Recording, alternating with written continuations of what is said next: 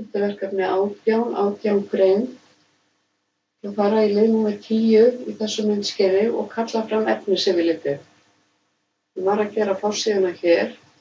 Þegar ég kalli fram efnisyfirlitið, þá þurfum við að vera í entermerkinu fyrir neðan orðið GLS.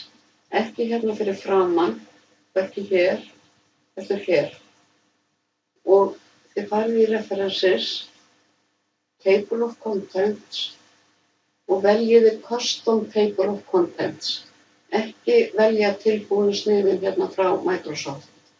Það er hér og hérna sjáum við fyrirsögn á fyrsta þrepi, heading 1, fyrirsögn á öðru þrepi og svo framvegis.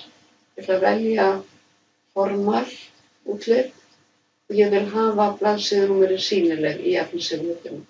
Og ég segi OK og þá fæ ég upp allar fyrirsagnirnar og blaðsíðunúmerið og ef ég hef gleymt að merkja einhverja fyrirsögn eða eitthvað annað og þarf að uppfæra efnisyfirlitið, þá smelli ég bara í efnisyfirlitið, ýta á